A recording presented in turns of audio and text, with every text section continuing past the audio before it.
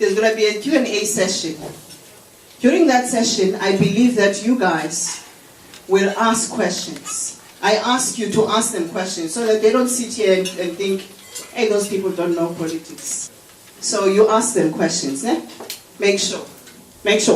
I think now it's your turn to talk, to ask questions, or to challenge them. Yes, let's challenge them. Yes, of course. Yes. What we're going to do, I don't know if you agree with me, but I think let's take 3 questions at a time so that we can try and, finish quicker.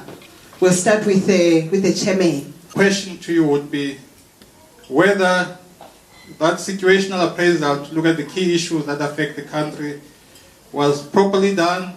Did you have a sense that he's identified all the issues and that the plans that he has, that is presented, talk to those issues that have been identified? Thank you.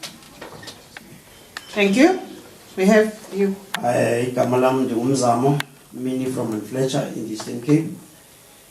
Ladies and gentlemen, I'm just concerned as to what is the role of the ministers as well as the advisors in the relevance of what the president has told the nation about the governance in particular. Maybe if I can be workshopped on that, then I will clearly understand where we are, how are we, and how to look forward. Thank you very much. Thank you. Can you give the gentleman behind you? The main issue that I need to hear, I would like to hear your views on, it is the current state of the functioning of the ANC, its distance from its constituency. Thank you. We have you.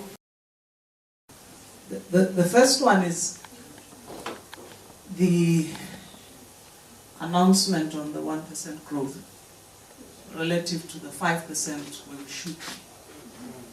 Accepting that, in fact, in the global context, there are external factors that we don't have control over. At the end of his speech, the president then says, we must do a whole lot of things to get ourselves out of this situation.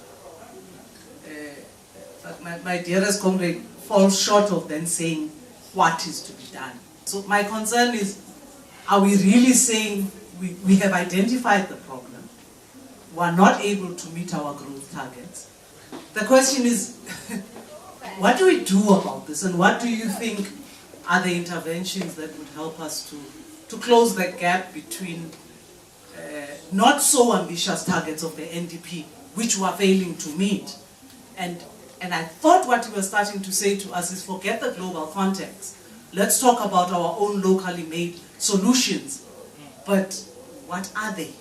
And what could they be, in a sense? But I just think that articulation didn't come through for me, and I'd like your views on that issue. Thank you. Okay, now I have to get one more person. I'm from business, from mining. We are the largest black miners in South Africa.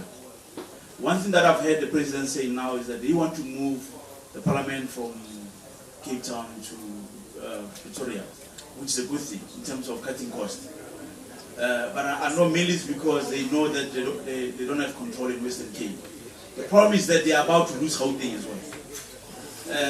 So the question is, what's going to happen now when they've moved the parliament to Pretoria now and they've now lost Gauteng? Are they not going to move it to KwaZulu-Natal now? Thank you very much. Good one. Thank you. My name is Ben Fazwell from East London. I just want to take the panelists on the point that the president made, namely that he needs the nation to pull together to get things going. Where I want to engage the panelists is, did this ever happen in life, particularly in the economic life? For instance, the president went further to say the black industrialists must be assisted by big business. To me, that means that the big business must decide at what level they will assist the black person, because you cannot grow a giant that's going to eat you up.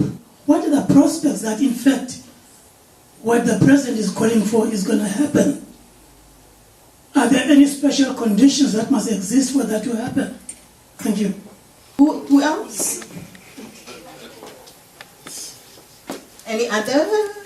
So the challenge that it comes when it comes to Parliament.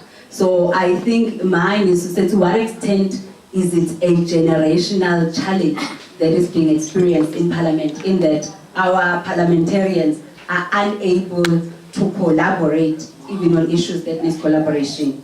And I think for me, I want to check your opinion in terms of to what extent is it a generational disjoint and an inability to collaborate even when we are agreeing. Thank you. Thank you. Oh, I'm sorry to everybody that couldn't ask questions.